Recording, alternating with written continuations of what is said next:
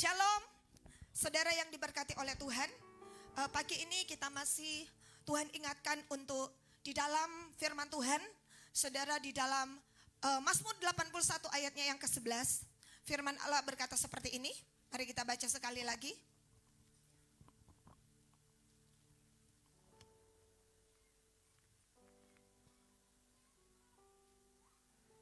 Ayat 10. 2, 3. Akulah Tuhan Allahmu yang menuntun engkau keluar dari tanah Mesir. Bukalah mulutmu lebar-lebar, maka aku akan membuatnya penuh. Saudara, penuh dengan apa? Yang pertama, pada saat kemarin adalah penuh dengan pedang bermata dua, yaitu penuh dengan firman Tuhan. Saya sangat diberkati, terima kasih. Saya mendengarkan anggota Komsel, para gembala Komsel memperkatakan firman Tuhan. Saudara ya, mulut ya, Alkitab berkata dikenyangkan, saudara, oleh perkataan-perkataan dari Tuhan. Dan saudara, ketika mulai memperkatakan firman Tuhan, saya tahu, saudara, ada sesuatu yang tercipta. Pada mulanya adalah firman. Saudara, bagaimana Allah? Mari kita pakai metode Tuhan. Apa itu? Tuhan menciptakan sesuatu dengan berfirman. Ya, berfirmanlah Tuhan, jadilah terang, maka terang itu jadi. Berfirmanlah Tuhan, jadilah tumbuh-tumbuhan, maka itu jadi. Ketika saudara firman Tuhan ada di lidah kita, dan kita mulai memperkatakan, maka kita sedang mencipta. Karena kita mengambil metodenya Tuhan. Amin. Terus memperkatakan, Alkitab berkata, ketika engkau memperkatakan firman, Tuhan akan memberikan dukungan kepadamu.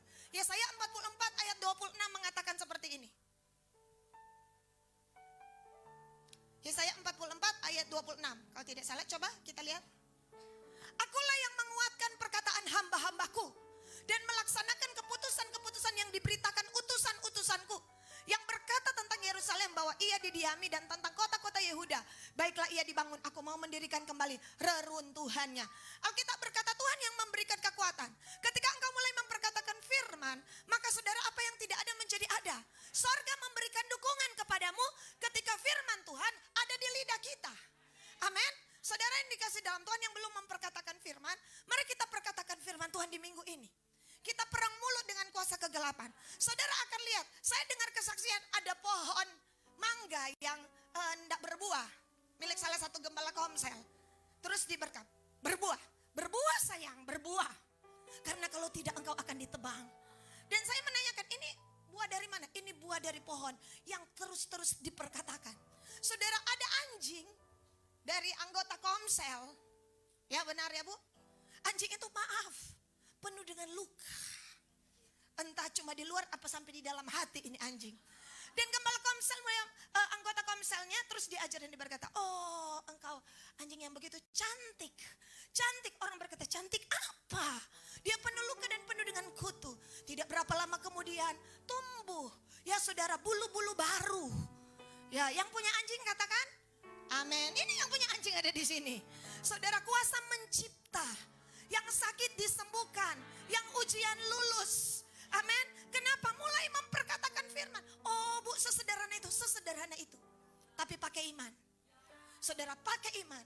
Ini akan mengular dari aliran-aliran air hidup. Bukankah hidup kita telah ditulisi oleh firman Allah? Itulah firman Logos. Itulah firman yang kita baca setiap hari. Dan ketika kita mulai memperkatakan apa yang tidak ada menjadi ada. Saya merasakan atmosfer yang sangat berbeda. Ketika saudara menaikkan pujian, saya hampir tidak bisa berhenti. Saudara, saya ingin pujian penyembahannya terus saja. Saudara, karena apa saudara? Ada sebuah ungkapan syukur yang begitu kuat. Nah hari ini, ketika Tuhan memenuhi kita dengan pedang itu harus terus diasah. Supaya semakin tajam, semakin akurat, semakin tepat saudara. Itulah pedang roh, yaitu firman Tuhan. Dengan cara apa? Semua perkataan-perkataan yang kotor, sia-sia, terus dicabut dari mulut kita. Dusta, perkataan cela, menghakimi orang, terus dicabut, diganti dengan perkataan bibir yang bersih. Nah hari ini firman Tuhan mengingatkan kita. Saudara, saya berdoa kepada Tuhan, Tuhan habis dipenuhi dengan pedang yang bermata dua. Dipenuhi dengan apa? Dan Alkitab berkata Yeremia 5 ayat 14.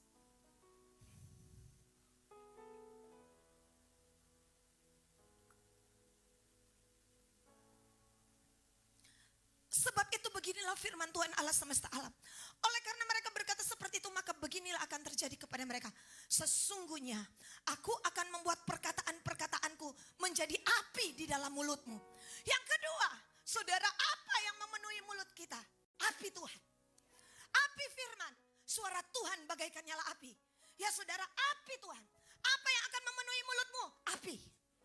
Api saudara. Kenapa? Itulah sebabnya Alkitab mengatakan di dalam Wahyu pasalnya yang ke-10. Mari kita lihat Wahyu pasalnya yang ke-10. Itu terjadi setelah apa? Ayat 10. Wahyu 10 ayat 10. Lalu aku mengambil kitab itu dari tangan malaikat dan memakannya. Dalam mulutku ia terasa manis seperti madu. Tetapi sesudah aku memakannya, perutku menjadi pahit rasanya. Ayat 11.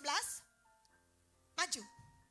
Maka ia berkata, engkau harus bernubuat lagi kepada banyak bangsa, kaum, bahasa, dan raja. Saudara, setelah mulut kita dipenuhi dengan gulungan kitab, kita terus mendeklarasikan, memperkatakan, menyuarakan. Saudara, menyaringkan dengan kuat-kuat, memproklamasikan bahwa hari ini adalah hari kemerdekaan kita. Oh, ini hari kebangkitan besar. Saudara mulai mencipta dengan mulutmu. Karena apa? Tuhan taruh firman-Nya, gulungan kitab sehingga ada pedang di mulutmu. Dan kita lihat ada api. Wahyu 11 ayat 1.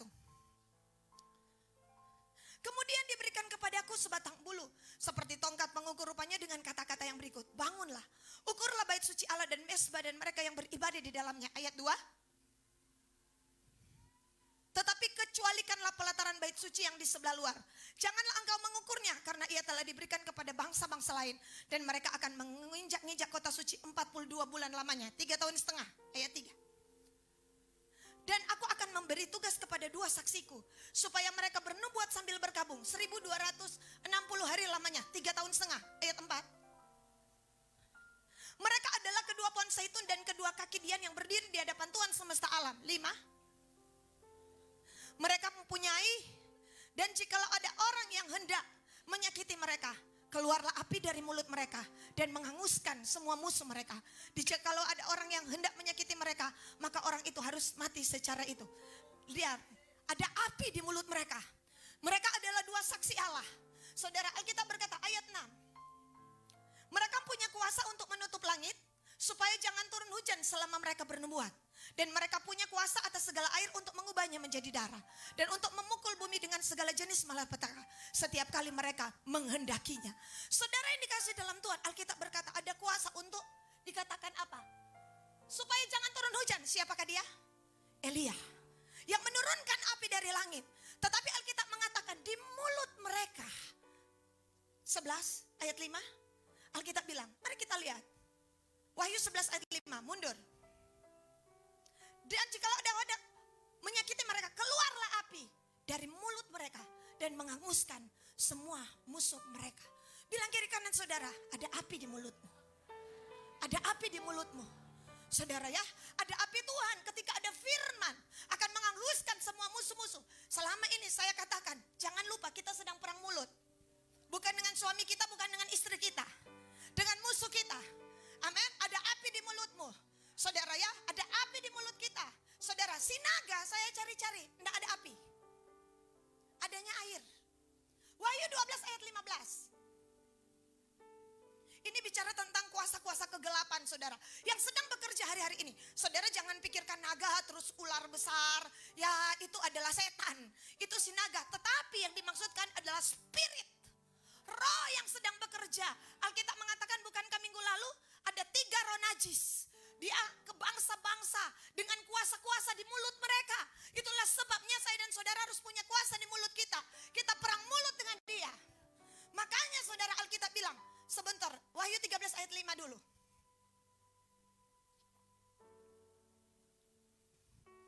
Dan kepada binatang itu diberikan mulut yang penuh kesombongan dan hujat. Kepadanya diberikan juga kuasa untuk melakukannya. 42 bulan lamanya. Saudara ada mulut tapi penuh kesombongan dan hujat. Bilang kiri kanan, beda dengan mulut saya. Di mulut saya ada api Tuhan. Di mulut saya tidak ada hujat. Di mulut saya tidak ada kesombongan, tidak ada dusta. Bilang sekali lagi dengan penuh keyakinan, beda dengan mulutmu. Beda dengan mulutmu. Amin. Amin. Jadi orang yang mulutnya penuh kesombongan, penuh dengan hujat, penuh dengan makian. Saudara Alkitab bilang ayat 6, ngeri loh ini. Ini kena spirit. Saudara, Alkitab bilang, ia membuka mulutnya menghujat Allah, menghujat namanya dan kemah kediamannya, dan semua mereka yang diam di sorga. Saudara ya, menghujat gereja, memperkatakan yang jahat tentang hamba-hamba Tuhan. Saudara, ini mulut. Saudara, saya berharap saya dan saudara, di mulut kita ada api Tuhan. Di mulut kita ada berkat. Di mulut kita ada kuasa. Di mulut kita hari-hari ini Tuhan berikan power. Ketika engkau berkata-kata, maka orang disembuhkan. Bahkan ketika hujan, saudara bilang apa? Aku minta kunci langit dalam nama Yesus. Aku mau jalan. Praktek dong. Amin. Haleluya. Kepada yang sakit, ayo perkatakan firman. Oleh bilur-bilur Tuhan Yesus menjadi sehat, menjadi sembuh. Dan saudara dan saya mulai mengimani. Belum terjadi, malah lebih parah. Perkatakan. Sampai jadi. Amin. Amin. Alkitab berkata apa? Ia membuka mulutnya untuk menghujat Allah. Itu beda dengan mulut kita. Amin. Jangan saling menghujat satu dengan yang lain. Jangan saling menghakimi satu dengan yang lain. Jangan saling menjelekkan. Itu mulut si naga. Mulut saya beda. Mulut saudara beda. Mulut pendoa beda. Mulut Asher beda. Oh, Alkitab berkata ada satu umat yang sisa. Bibir mereka bibir bersih. Di mulut mereka tidak terdapat dusta dan celah. Saudara, Alkitab mengatakan, apakah mungkin di zaman ini? Ya, sejak lidah-lidah api. Saudara ingat, di mulut kita ada api. Sejak lidah-lidah api turun di geloteng Yerusalem, Alkitab berkata, mereka mulai berbahasa-bahasa baru. Mereka mulai memperkatakan firman. Saudara, ada 15 bahasa. Mesopotamia, Aram, saudara ya. Ya, Kirene. Tiba-tiba orang-orang mulai mengerti. Dengan bahasa-bahasa yang terus diperkatakan. Ada kuasa dalam perkataan mereka. Satu kali Petrus berkhotbah. Saudara, Alkitab berkata 3.000 orang diselamatkan. Dari mulutnya dia pernah menyangkal Tuhan. Tetapi sejak dia minta ampun, Tuhan berkata, Petrus, gembalakanlah domba-dombaku. Dan Alkitab mengatakan 3.000 orang diselamatkan. 3.000 orang. Hari-hari ini semua mulut jahat harus dibungkam. Semua mulut penipu harus dibungkam. Hari-hari ini semua mulut hal-hal yang memperkatakan yang najis, makian. Ya saudara, itu harus dibungkam. Kenapa? Tuhan pernah marah. Yeremia 9 ayat 5. Tuhan bilang apa? Lidah mereka penuh dengan tipu. Yeremia 9 ayat 5. Yang seorang menipu yang lain dan tidak seorang berkata benar. Mereka sudah membiasakan dirinya untuk berkata dusta. Mereka melakukan kesalahan dan malas untuk bertobat. Ayat 6. Yeremia 9 ayat 6 aja. Penindasan ditimbuni penindasan. Tipu ditimbuni tipu. Mereka enggan mengenal Tuhan. Ayat 7. Sebab beginilah firman Tuhan semesta alam. Sesungguhnya aku mau melebur dan menguji mereka. Sebab apakah lagi yang dapat kulakukan terhadap putri umatku? Ayat 8. Lidah mereka adalah anak panah yang membunuh. Perkataan dari mulutnya adalah tipu. Mereka berbicara damai dengan temannya. Tapi dalam hatinya mereka merancang penghadaan terhadapnya. Mulut mereka manis tetapi hati mereka busuk. Mereka punya maksud tertentu. Ayat 9. Masakan aku tidak menghukum mereka karena semuanya ini? Demikianlah firman Tuhan. Masakan aku tidak membalas dendamku kepada bangsa yang seperti ini? Ketika gereja, saudara, dipenuhi dengan apa? Manis di bibir, lain di hati. Itu akan menyebabkan pembalasan Tuhan turun atas gereja Tuhan.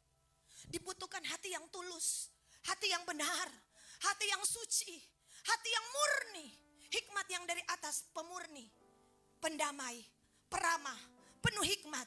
Ya saudara, saling mengampuni, saling mengasihi, penuh kasih mesra. Di luar semuanya itu hikmat dari dunia, hikmat dari manusia, dan hikmat dari setan-setan. Hari ini saudara, biarlah hikmat Tuhan turun atas saya dan saudara. Hikmat inilah yang dipunyai oleh Yusuf. Saudara dan saya harus mengerti bahwa dua saksi ini, saudara, yang pertama adalah Elia. Saudara ingat, Elia mengalami 3 tahun setengah. Saudara ingat, inilah zaman Elia, nyatakanlah firman Tuhan. 3 tahun setengah. Alkitab mengatakan ada kelaparan di satu negeri. Tetapi Elia dipelihara oleh Tuhan. Elia diberi makan. Saya mau katakan, saudara ya, krisis tidak dapat membatalkan berkat Tuhan atas hidupmu dan hidupku.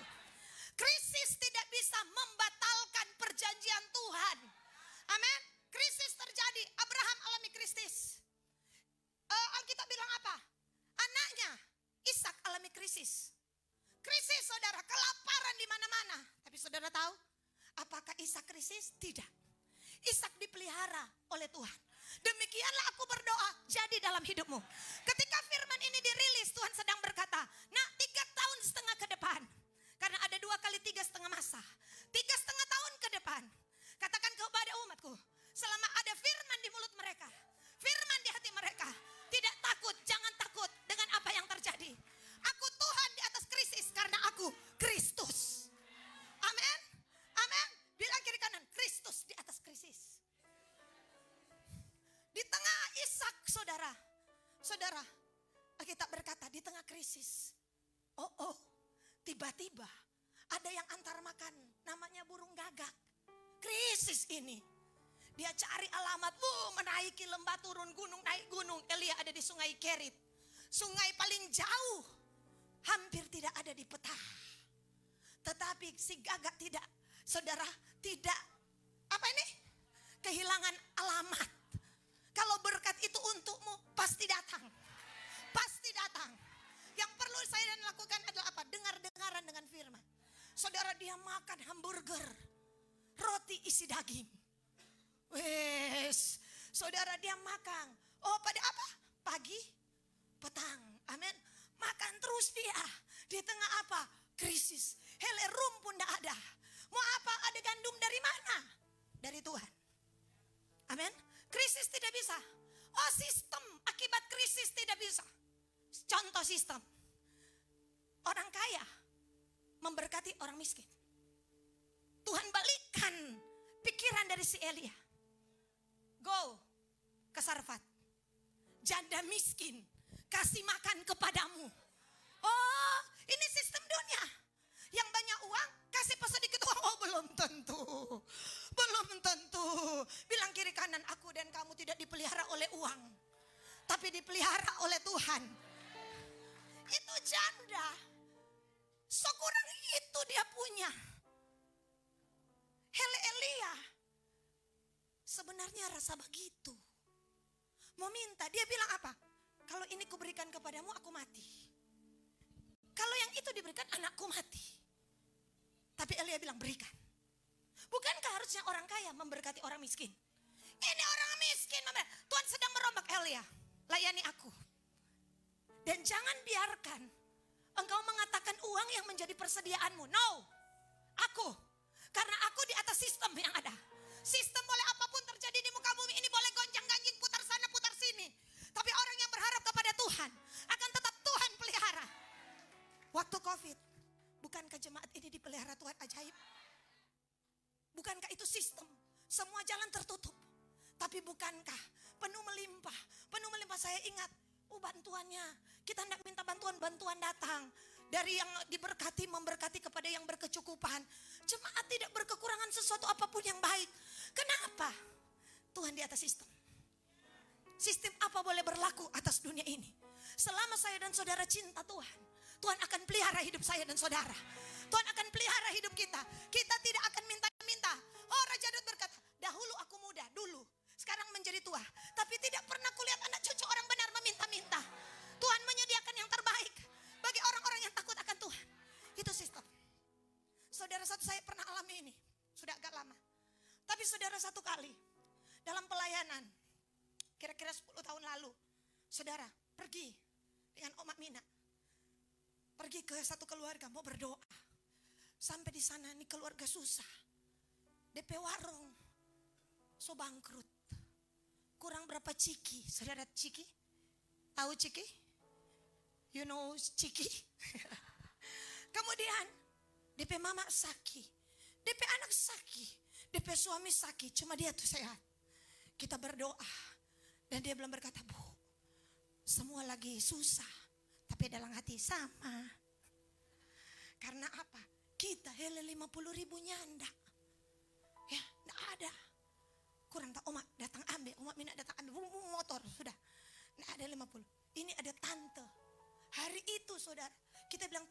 beli beras, konturang baking bubur. Beli 2 liter, tante 1 liter, kita 1 liter. Baking bubur, supaya banyak. Saudara tahu, berdoa, amin. Dia bilang, Bu, susah, iya, amin. Jemaat itu masih ada di sini sampai hari ini.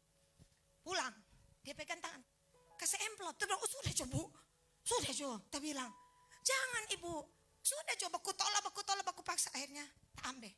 Sampai di sana dia bilang, Oma, dia bilang, coba Oma, orang berhenti dulu. Ada yang aneh di amplop ini.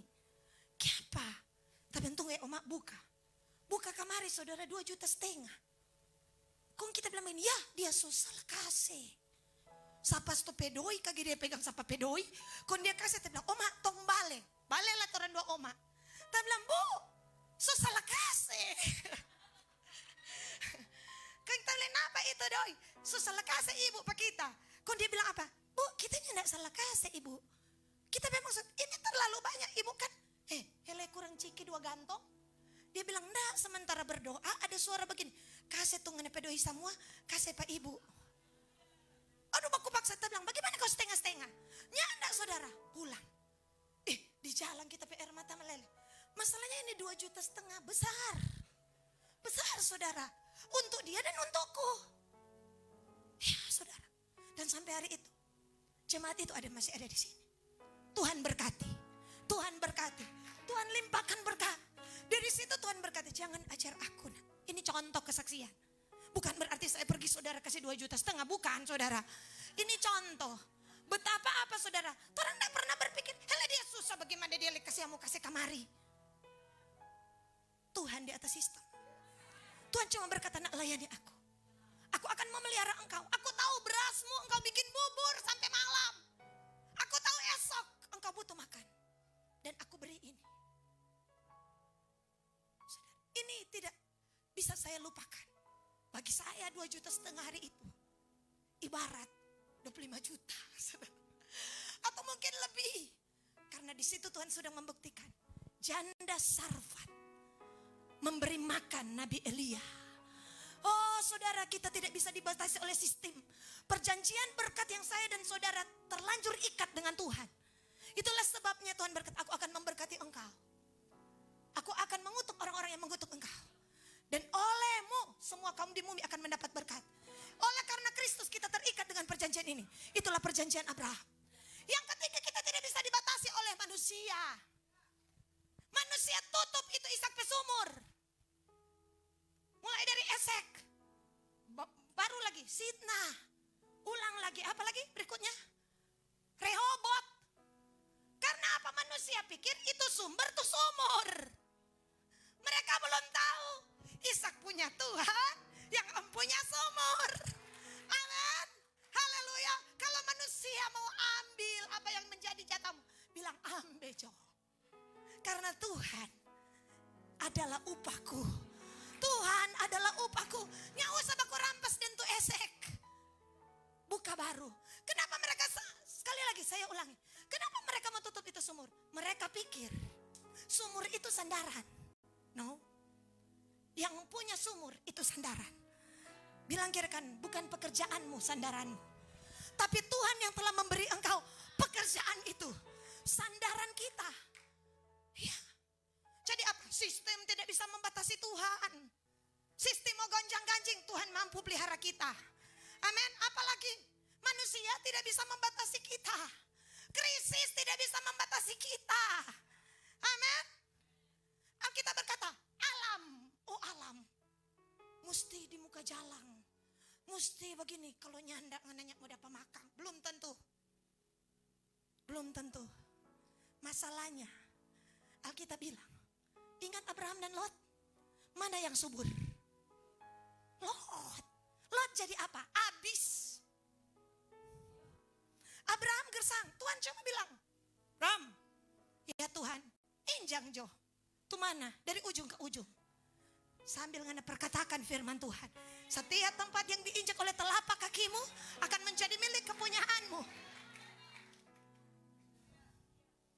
Haleluya. Haleluya. Bilang kiri kanan, rombak pilih pekat. Rombak pola pikirmu. Rombak. Amin.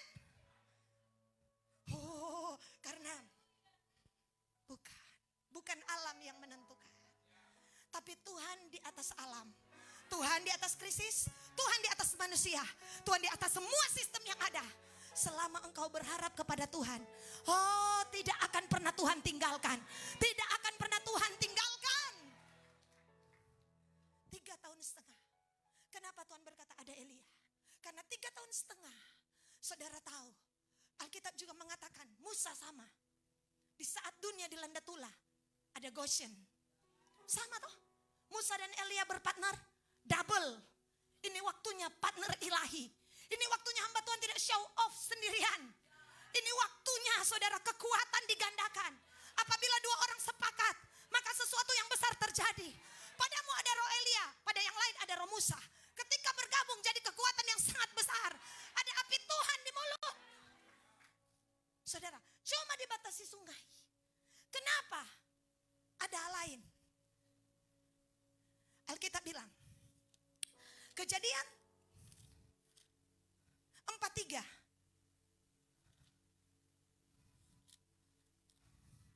Kejadian 4:3 ayat 32.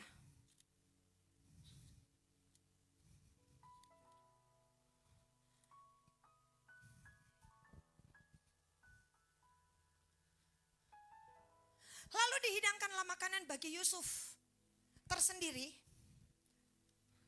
Bagi terus.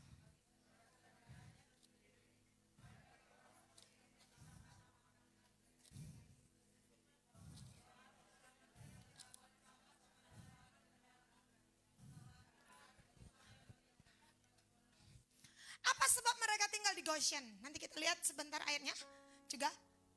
Karena soal makanan. Alkitab bilang, orang Mesir tidak bisa makan sama-sama dengan orang Ibrani. Hal itu kekejian bagi orang Mesir. Jadi pisah. Pisah piring, pisah lokasi. Soal makan. Makanan kita adalah melakukan kehendak Dia. Dan menyelesaikan apa yang disuruhkannya. Makanan kita beda dengan orang dunia. Orang dunia makan, saudara, semua apa saudara, keserakahan. Mereka saudara, biar injakan itu roh Babel. Ya, Menara Babel, sudah dijelaskan kan Menara Babel, semua takut kena tsunami. Jadi semua bikin menara, semua ingin di atas, kendati injak orang di bawah. Itu Menara Babel. Demi dia yang naik, yang lain dia injak supaya ada di bawah. Itu Menara Babel. Karena ketakutan, kekhawatiran. Nah, spirit Babel tidak boleh ada dalam gereja. Demi yang satu naik, injak yang lain. Gak bisa. Saudara, selama spirit Babel itu ada di gereja, gereja akan dihakimi oleh Tuhan. Itulah sebabnya hari ini. Oh, beda makanan. Saudara, kita makanan kita. Pertama, melakukan kehendak Dia. Kedua, makanan kita adalah mana yang dari sorga. Makanan kita firman Allah. Makanan kita bukan keinginan daging, keinginan dunia ini, keinginan apa? Hawa nafsu. Beda makanan kita. Beda, saudara. Bilang kiri kanan, beda makanan. Amin. Saudara, kemudian Alkitab katakan, ada satu ayat lagi yang begitu sangat kuat. Sebentar saya lihat. Kejadian 46 ayat 34. Kejadian 46 ayat 34. Yuk baca. Maka jawablah, hamba-hambamu ini pemelihara ternak. Sejak dari kecil sampai sekarang. Baik kami maupun nenek moyang kami. Dengan maksud supaya kami boleh diam di tanah Goshen. Sebab segala gembala, kambing, domba adalah satu kekejian bagi Mesir. Nah, ayat 35. Kemudian pergilah Yesus memberitahukan, ayahku dan saudara-saudaraku beserta kambing dombanya, lembu sapinya dari segala miliknya telah datang dari tanah Kanaan dan sekarang mereka ada di tanah Goshen. 47 ayat berapa tadi? 36, 47, 46 ayat 36. Oh ya. Hamba-hamba, jadi dikatakan apa? Hamba-hambamu ini adalah gembala domba. Ayat 34.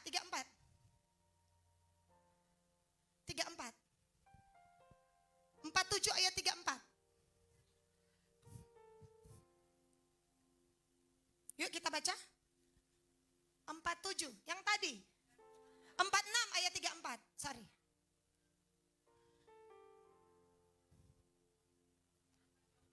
Terus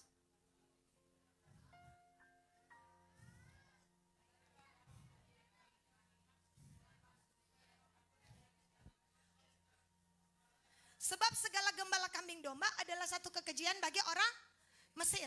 Jadi kenapa? Soal pekerjaan. Gembala domba ini tidak boleh tinggal di Mesir. Gembala domba harus ada di tempat terbaik. 47 ayat 6. 47 ayat 6. Tanah Mesir ini terbuka untukmu. Tunjukkanlah kepada ayahmu dan kepada saudara-saudaramu tempat menetap di tempat yang terbaik di negeri ini. Biarlah mereka diam di tanah Goshen. Gembala domba berada di tempat terbaik di tanah Goshen. Bilang kiri kanan, gembalakan domba-domba. Amin. Gembalakan bangsa ini. Haleluya. Biar ada domba nakal, cari, selamatkan. Amin. Temukan, pikul, bawa pulang. Amin. Latih. Haleluya. Dikatakan tempat terbaik. Kenapa? Karena orang Mesir ini boleh ada gembala domba. Pas-pas. Gembala domba tinggal di Goshen. Tuhan Yesus bilang, Petrus, apakah engkau mengasihi aku? Gembalakanlah domba-dombaku. Gembalakanlah anak-anak yang dipercayakan kepadamu. Gembalakanlah kaum muda yang dipercayakan kepadamu. Gembalakan. Amin. Haleluya. Semangat. Ketua pemuda semangat. Amin. Haleluya. Selama itu kamu akan berada di tempat yang terbaik. Alkitab bilang, apa sebab perjanjian Abraham ada pada Abraham? Karena ditentukan untuk menduduki kota-kota musuh. Selama engkau pakai berkatmu untuk kota, engkau akan Tuhan pelihara. Untuk kota, bukan untuk kenyamanan, bukan untuk ketenangan dan keamanan pribadi. Tetapi untuk jiwa-jiwa. Untuk kota, Tuhan buat perjanjian. Semua berkat ini untuk engkau menduduki kota-kota musuh. Kenapa? Karena di kota banyak jiwa. Di kota banyak suku. Di kota banyak orang. Di mana orang-orang itu butuh diselamatkan. Dan Tuhan angkat Abraham dengan sebuah perjanjian. Abraham, aku berkati kamu dengan sebuah catatan. Duduki kota-kota musuh. Hari ini saya percaya Tuhan akan tetap pelihara Kingdom Vision. Selama kita tetap pedulikan kota ini, bangsa ini, provinsi ini. Ya, kenapa? Jangan pakai untuk pribadi kita. Jangan pakai, hanya untuk pribadi kita. Untuk keamanan, kenyamanan. Alkitab bilang, kenapa mereka ada di tempat terbaik? Karena mereka punya hati untuk mengembalakan. 1-2 ekor. Itulah yang membuat Daud diangkat Tuhan menjadi gembala atas satu bangsa. Karena Daud begitu setia. Apa saudara? Mengawasi, melihat Tuhan adalah gembala yang baik. Takkan kekurangan aku. Ia menuntun aku, membimbing aku ke air yang tenang. Oleh karena namanya, ia menyegarkan jiwaku. Sekalipun aku berjalan dalam lembah kelam, aku tidak takut bahaya. Sebab gadanya, tongkatnya menghibur aku. Oh, pialaku penuh melimpah. Tuhan menyediakan hidangan di hadapan lawan-lawanku. Tuhan mengurapi kepalaku dengan minyak. Ada begitu banyak hari-hari ini domba-domba stres. Diperlukan minyak Roh Kudus. Amin. Domba kalau stres, yang pertama dia susah mendengarkan suara Tuhan.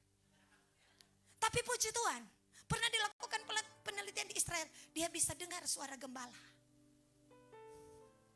Biar orang meniru, pakai tongkat, pakai topi, ya. Misalnya gembalanya gembala James, terus gembala Gad ganti. Biar saudara pakai masker, begitu bersuara domba, dong ndak mau iko, yang cuma agak bukan. Ya, pernah dia akan penelitian di Israel. Makanya gembala-gembala mendengarkan suara. Suara apa? Sang Gembala Agung. Dengan adanya firman seperti lidah api, para gembala akan mendapat tugas baru. Biarlah api roh. Ya, amin. Kita mulai berbahasa roh. Amin. Sebelum memperkatakan firman, masuk di grup gembala. Sejauh kita dibangun, demikianlah domba-domba akan dibangun. Sejauh pemimpin dibangun, demikianlah para pasukan akan dibangun. Kalau pemimpin tidak terbangun, di bawah tidak akan bisa dibangun. Itulah sebabnya hari-hari ini, mari kita urapi kepala domba-domba dengan minyak. Dan ketika saudara ada domba yang mulai tabrak pohon karena penglihatan kurang. Kenapa itu disebabkan? Ada lalar-lalar masuk di telinga dan di hidung. Makanya domba stres. Ada lalar-lalar kekhawatiran, ketakutan, intimidasi. Datanglah si gembala dengan minyak pengurapan yang ada di mulut dan di bibirnya. Dia berkata, dalam nama Yesus tenanglah. Jadilah sehat, jadilah kuat, jadilah sembuh. Tiba-tiba domba merasakan kedamaian. Kenapa? Karena sang gembala terhubung dengan gembala agung. Namanya Yesus Kristus. Jangan sampai domba ketakutan. Aduh, kung datang lagi gembala. Kita lihat aku. Nomba kutoki 2 orang. Jangan takut. Amin. Berapa banyak yang takut hari ini? Lambaikan tangan. So, tidak mau mengaku. Jangan takut. Tuhan pelihara hidup kita dari tangan orang berdosa, tangan orang fasik. Mau bunuh 4 orang. Kalau Tuhan, kan Tuhan bilang apa? Sehelai rambut jatuh. Aku tahu. Jangan berani sontong orang yang diurapi Tuhan. Kecuali Tuhan izinkan. Amin. Kamulah biji mata kesayanganku. Siapa di sini berani cungkil biji mata?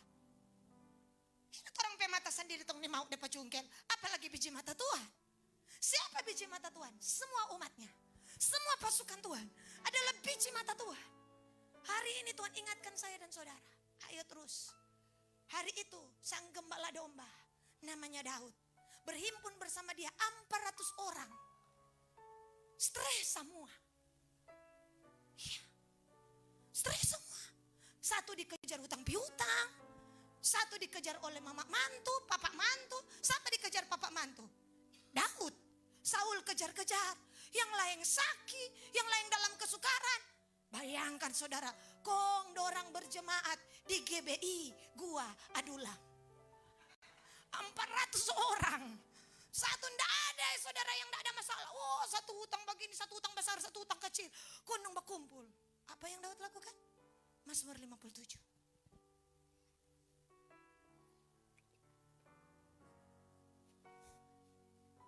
Mazmur 57 ayat 1. Mazmur 57 ayat 1.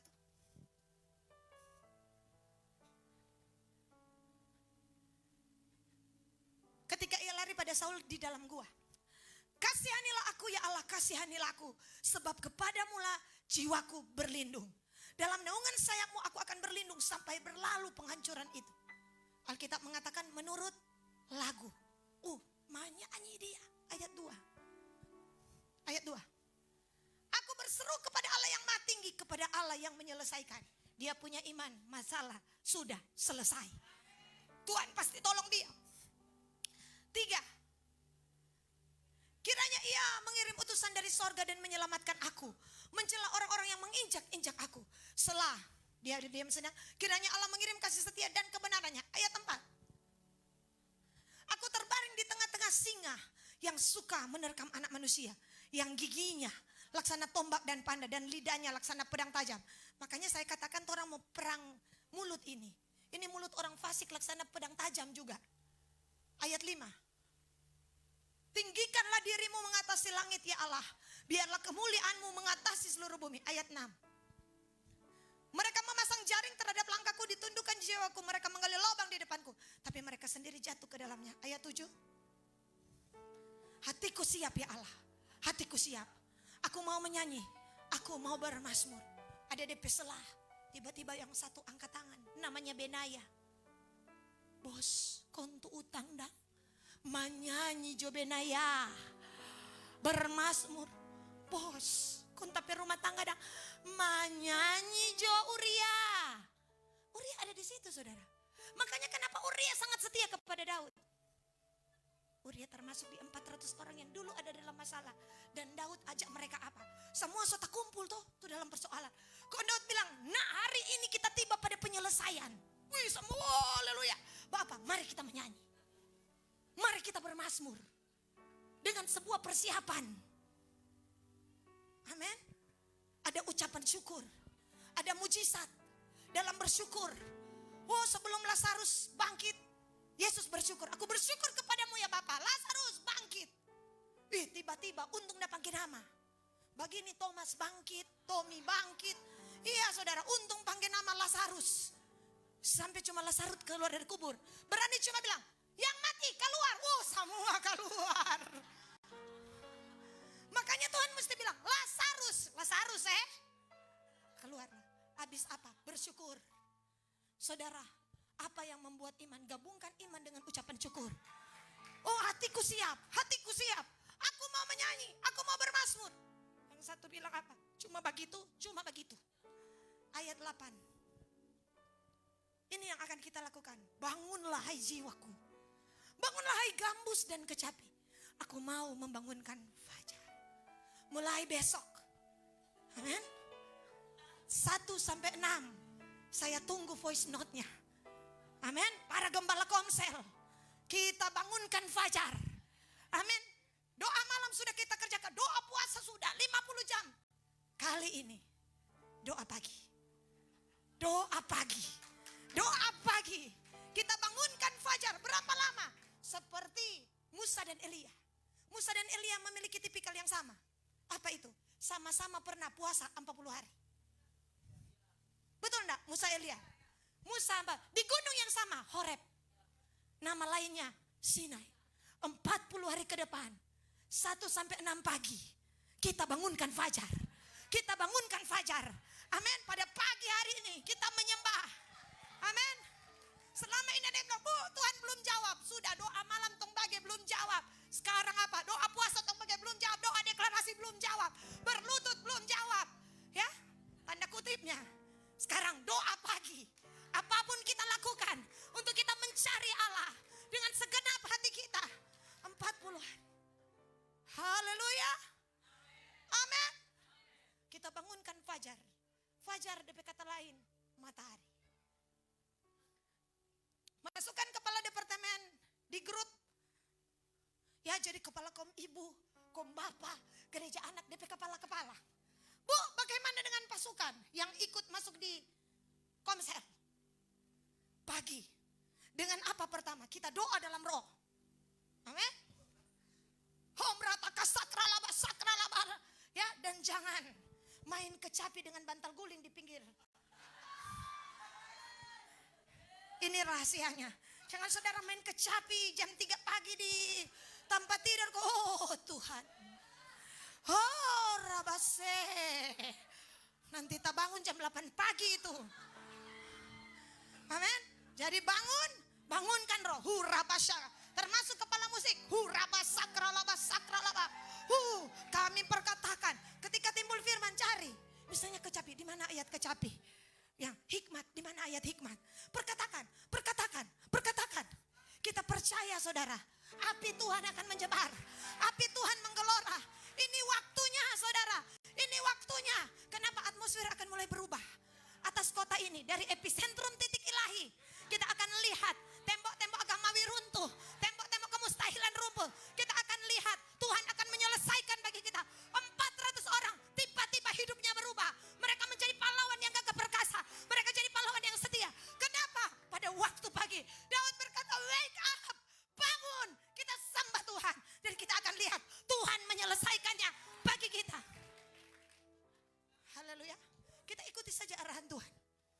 Ketika saya baca ini, haleluya Tuhan. Tuhan bilang amin 7 kali.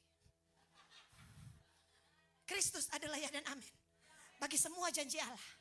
Kita kejar-kejaran dengan waktu hari ini. Saudara, kemarin di satu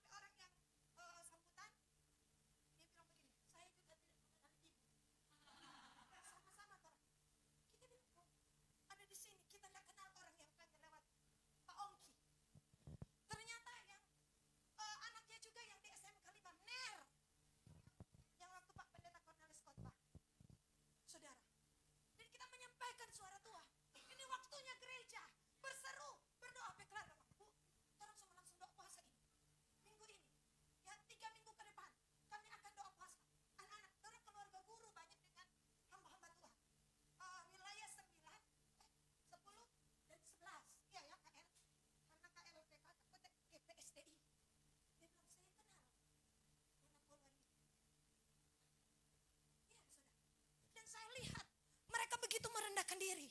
Mereka begitu merendahkan. Mereka katakan, Bu, kami potong ini ya. Kita akan sebarkan. Sebarkan apa? Kuasa perkataan, kuasa mulut. Kita sebarkan kuasa gulungan kitab. Saya bilang terserah saja. Bapak-bapak pendeta, ibu-ibu khotbahkan terserah saja. Toh ini bukan hak cipta. Ya, perkatakan, serukan, gaungkan. Mereka katakan iya, karena mereka guru, mereka akan apa di sekolah-sekolah.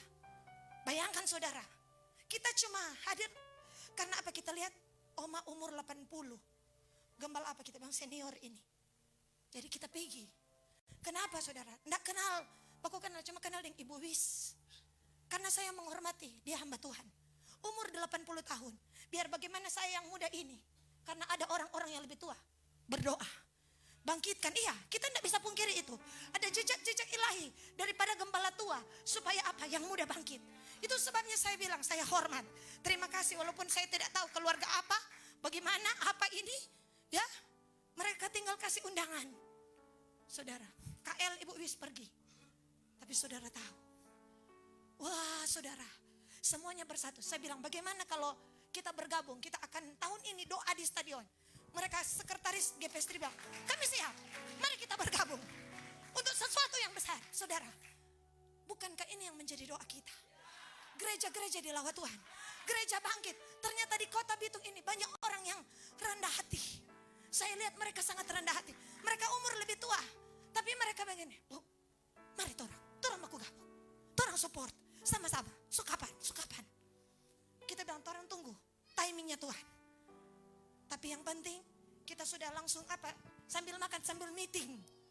Saudara bayangkan, Kairos, waktu, ada firman. Saya tahu 40 hari, doa pagi ini akan membuat sorga menyentuh bumi. Kenapa? Ya saudara, engkau yang jauh, bangkit. Mendekat. Engkau yang jauh dari Tuhan, rugi. Engkau sudah mengiring Tuhan sekian lama dan hari ini mau menjauh, engkau rugi. Ya, itu naga ada menyemburkan sungai. Wahyu 12 ayat 15. 5 menit saya selesaikan. Ayat 15. Lalu ular itu menyemburkan dari mulutnya air sebesar sungai ke arah perempuan itu supaya ia dihanyutkan sungai itu. Apa ini saudara? Perempuan ini kalau saudara lihat Wahyu 12 ayat 1 bicara gereja. Dia menghanyutkan gereja-gereja. Firman Allah bilang, jangan kamu hanyut di bawah arus. Inilah arus dunia. Dia keluarkan dari mana? Dari mana? Nah ini Wahyu 12. Seorang perempuan, itu 15. Dia saudara berhadapan dengan gereja. Ekornya membuat jatuh, ayat 3 bilang. Ayat 3 bilang. Membuat jatuh apa? Sepertiga bintang. Ekornya berbahaya. Banyak bintang anak-anak Tuhan jatuh hari ini. Jatuh dengan seks bebas. Jatuh dengan percabulan. Jatuh dengan kenajisan. Kenapa? Karena engkau bintang. Dia marah dengan saudara. Kenapa? Karena dia dulu mantan bintang. Bintang fajar. Engkau berada di tengah kerup. Tahtamu di Eden.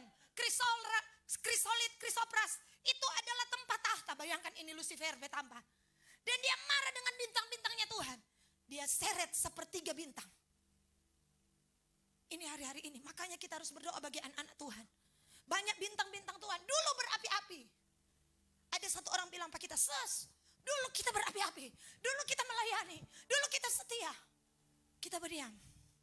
15 menit kong kita bilang, Brur, kong sekarang dah. Nah itu no. Itu permasalahan. Soalnya kok begini. Kita bilang, tinggalkan tuh begini. Ini waktunya Brur bangkit. Dulu is dulu. Dulu adalah karya Tuhan. Dulu ada goresan tangan, the finger of God. Tapi sekarang juga, the hand of the Lord. Tangan Allah akan menuntun kita. Tangan Tuhan akan menuntun kita. Bangkit, bukan cerita dulu. Sekarang ada di mana? Sekarang ada di posisi apa? Dulu kita kuat berdoa. Dulu kita kuat berdoa. Dulu kita melayani. Sekarang dah. Tanya kiri kanan. Sekarang ada di mana? Ada di hadirat Tuhan. Oh, puji Tuhan. Puji Tuhan. Saudara, dia marah. Dia tidak bisa berbuat apa-apa terhadap gereja yang kudus.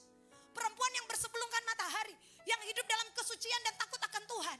Yang perempuan di mana ada firman di mulutnya, malah dia bisa hangus. Karena apa? Firman itu adalah seperti api. Dia coba hanyutkan dengan apa? Dia semburkan apa? Sungai. Dari mana?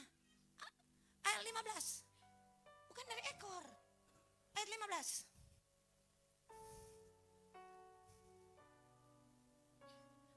Dari mulutnya sebesar sungai ke arah perempuan itu supaya ia dihanyutkan sungai itu. Supaya hanyut. Ini gereja hanyut di bawah arus. Ayub 24 ayat 18.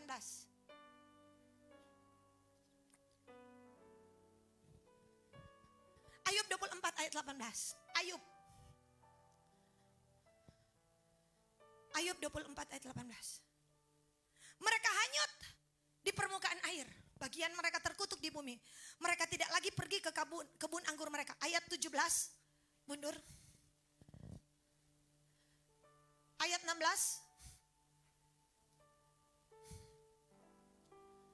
Ayat 15. Kita baca dulu. Ayat 14.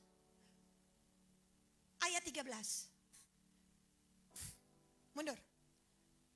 Ada lagi golongan yang memusuhi terang, yang tidak mengenal jalannya dan tidak tetap pada lintasannya. Kalau ada orang di terang dia mau musuhi, karena dia namanya roh kegelapan. Ada keturunan yang memusuhi terang Kristus, yang dia sukai perkara-perkara kegelapan, kenajisan. Dia tidak suka yang namanya terang tuang yang berbuahkan kebenaran, keadilan, damai sejahtera. Golongan ini yang Alkitab berkata hanyut di bawah arus. Ada orang hadir di gereja tapi suka perkara kegelapan. Bisa hanyut ini.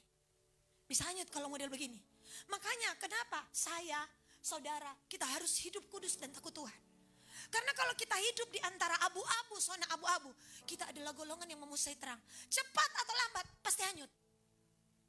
Tinggal tunggu waktu. Kenapa saya minta dalam hidup saya dan kepada jemaat, kita radikal dengan Tuhan. Karena kalau tidak kita akan hanyut satu saat, kita tidak akan bisa berpegang. Kenapa? Ini golongan yang memusuhi terang. Mungkin orang berkata, terlalu keras Ibu Gembala. Bukan terlalu keras. Tapi inilah kebenaran.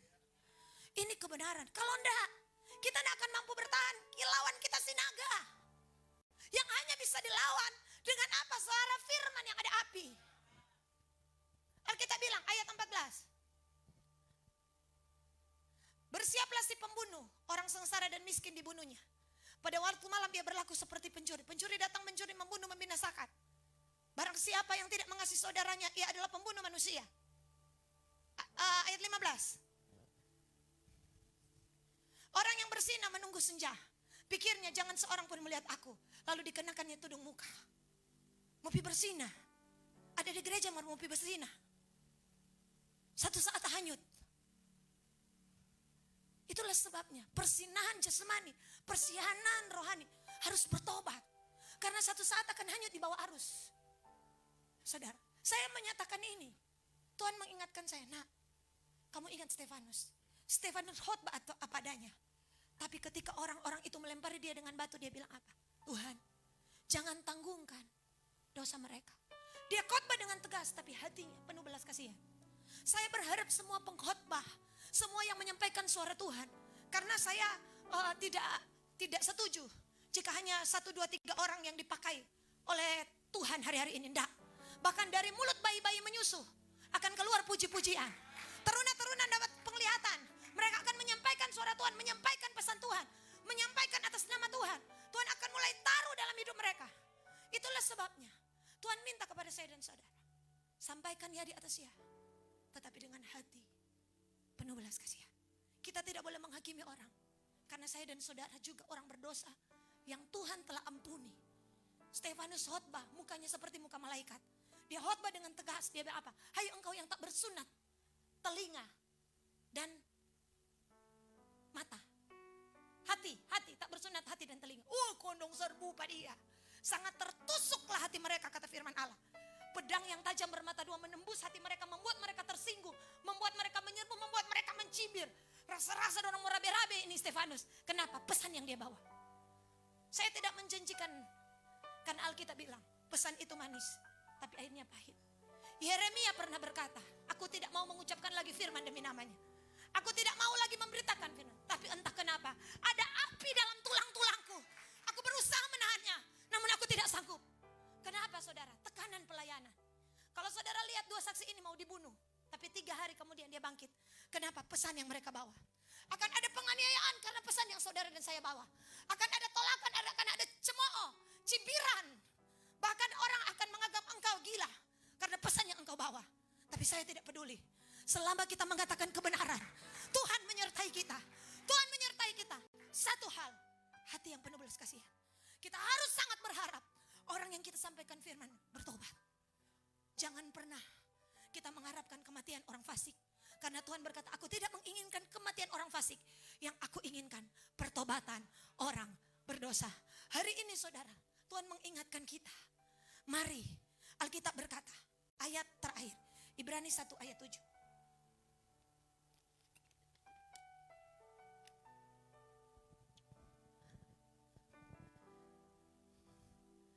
Dan tentang malaikat-malaikat ia berkata, yang membuat malaikat-malaikatnya menjadi badai. Dan pelayan-pelayannya menjadi nyala api. Ayat 8. Ini pelayan api ini. Mulutnya ada api Tuhan. Ayat 8. Ibrani 1 ayat 8. Tentang anak ia berkata, tahamu ya Allah, tetap untuk seterusnya dan selamanya. Tongkat kerajaan adalah tongkat kebenaran. Ayat 9.